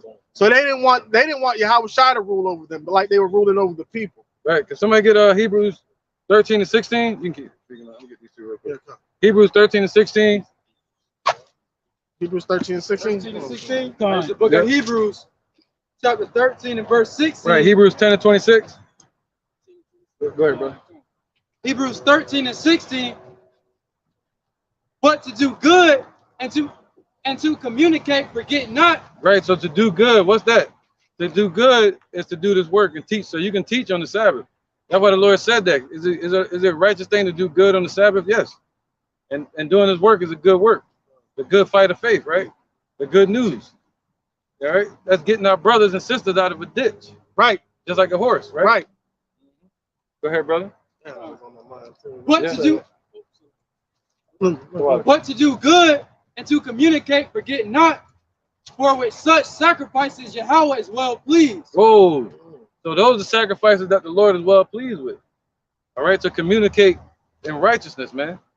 All right.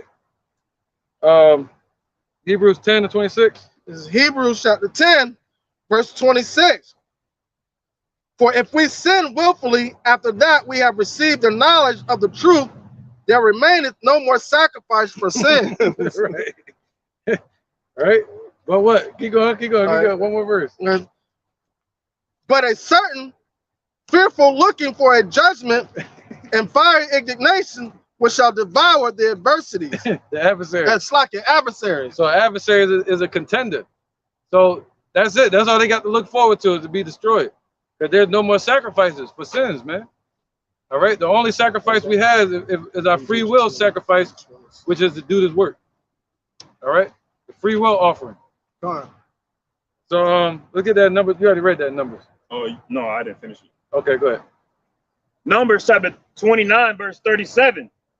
Their meat offering and their drink offerings for the bullock, for the ram, and for the lambs shall be according to their number after the manner. And one goat for a sin offering, beside the continual burnt offering, and his meat offering, and his drink offering. These things ye shall do unto the Lord in your set feasts, beside your vows, and your free will of offerings. See that? The free will offering again. And that's what we're doing today, you know? To present your body as a living sacrifice, man. All right? And we don't have free will. He's just saying, yo, it got to be in you to do this work. You know, it's on you. What did Paul say? If I do this thing willfully, then there is a reward for me. That's but right. if I do it unwillfully, there's a dispensation of the Spirit. Right, man. Right, just a dispensation. and just like the elder said, if you come out here in a insincere spirit, you constantly destroying and tearing down, but you're not building up in the faith of Yahweh Shem Yahushua. That's destruction unto you.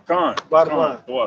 Not right, conducive for Yahweh B'Hashem Yahushua to use. Right, man. Yeah, I said the anger, our anger worketh not the will of Yahweh. Right. You know, a lot of these dudes might be mad at their girls, so they come out here and cuss out every black woman. Call all the women demons. It's like, yo, the Lord didn't tell us to say that. Yahweh wasn't down here calling them demons. No. He called the wicked ones demons. Yeah. But he had women that followed him around that would clean stuff and do stuff. They had an argument who cleaned more. And he said what? He said honor the woman as a weaker vessel. He didn't say honor her as a weaker demon. They arguing over who clean. He can't even get a bitch to clean neither. Yeah. So, but you know, because you got a lot of women watching our videos, and they be questioning like, why everybody calling them demons now? Right. And some people, women could commit suicide off that shit. You know, they watching our videos, and out of nowhere, we just say, hey, they all demons. Imagine that. So it's even the point where someone say, yeah, because my demon, you got a demon that resides with you? Yeah, the Lord say a wicked woman going to be given as a portion to a wicked man. So So hey man, maybe that's your fault for not educating on the truth or choosing the wrong type of woman. But don't blame it on all the women and have men going home calling their wives demons and shit. You know what I mean? Then I mean, you know, honor them as the weaker vessel. That's it. So they might have a demon on them, but you're supposed to be the righteous man to cast that demon off of them and build them back up. Yeah. With that being said, you would think that the men can't be demons. Oh, okay. It's like, yo, what about that part? Yeah. So hey man, it is what it is. It's just a thought in my mind real quick. You know what I'm saying about it? Con, I was gonna say, why are you dwelling with the demon anyway? You're supposed to rebuke demons. You're supposed to reproach, blame, reproach. You're supposed to rebuke. You're supposed to make demons flee. You ain't supposed to be cohabitating with one. That's not how that works. You're out here cuddling with demons. Yeah, you cuddling with demons, you gonna get up with more demons. That's right, with fleas, man. Yeah. And the Lord say that, man. You know, get away from her. You're supposed to cut her off from your flesh, and she doesn't go the way you want her to go, according to Sirach. Yeah, don't get on the microphone and just like, yeah, fuck these. Nah, bro. You gotta make your choices at home. Yeah, bro. Oh, this is Psalm chapter 101, verse 6. My eyes shall be upon the faithful of the land, that they may dwell with me. He that walketh in the perfect way, he shall serve me. So the real men of the Lord are not here bullying, not only the one, they're not bullying anybody. They're out here doing the Lord's work, meek and humble. And that's what the Lord is looking for. He doesn't deal with pride, arrogant people. Right, brother. You want me to continue with the numbers? Hey. Yeah, that's it. Yeah, go ahead. You can continue with it. All right. Numbers chapter 29, verse 39. These things you shall do unto the Lord in your set feasts, besides your vows and your free will of offerings, for your burnt offerings, and for your meat offerings, and for your drink offerings, and for your peace offerings. And Moses told the children of Israel, according to all the Lord commanded Moses. And that's it. Right, man. So he commanded Moses, and he commanded that Moses let us know what we should be doing. All right. So today we try to keep that holy day along with the elder apostles of GMS. You know, some may keep it following the new moon, but this will be like the 7th month, you know, to get it out the way, I guess. You know what I'm saying? So today, man, the feast of blowing the trumpets. And today you can celebrate with your family, or maybe have some wine when you get home and praise the Most High, man, his true name, Yahweh, and his son Yahushua. You know, and it'll be like a little sanctuary here in this spiritual Egypt. All right, and we're anticipating the deliverance and for the Lord to bring us into the promised land as before. All right, the land of milk and honey. All right. So with that, man, we're gonna end this one up. Wrap this one up at least. Any more precepts? Sure. Oh, this is Hebrews chapter 11 and verse 1.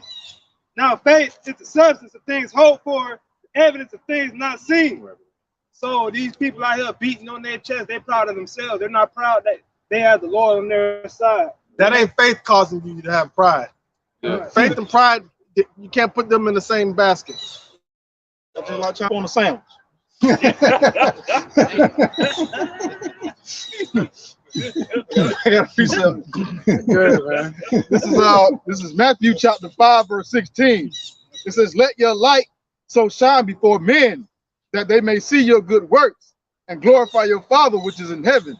So let your light shine. Be an example for you, how watch your shine, so that people can see what you're doing and how you're living, and turn and reverence, give honor and praise to you. How about your shine? Shine your light. That's it, man. Even if they're a gangsayer, man, they'll be hesitant. They'll think twice to say something against you.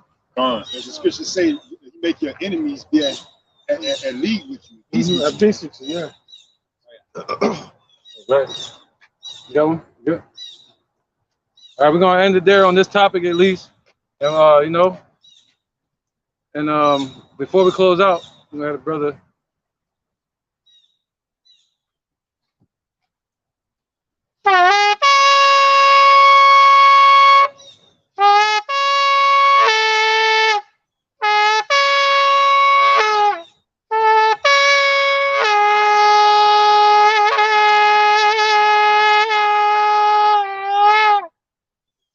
right, so with that, we're gonna end it there, man, and enjoy the rest of your Sabbath and stay in the spirit, man, and let this carry you throughout the week. You know, I think it's an 8-day celebration, so stay in the spirit, man, and let that carry you throughout the at least throughout the next year, because it gets tough. You know what I mean? And as easy as you, as quick as you become enjoy, the devil gonna be right there to steal it from you. So you gotta be on your P's and Q's, man. Remain circumspect. And always think, what will Yahweh do? All right. So hey, we're gonna end it there and say, call, Elusion, La, Yahweh, Ba'Hashem, Yahweh Shai, Ba'Hashem, Ha, Rakah, Wadash, Ma'amah. All right, double honor to the other apostles of GMS and the elders, and shalom to you, Akim, and Akwatim, the children that believe in sincerity and truth around the four corners of the earth, man. All right, and stay in the spirit, man. Shabbat shalom. Shalom.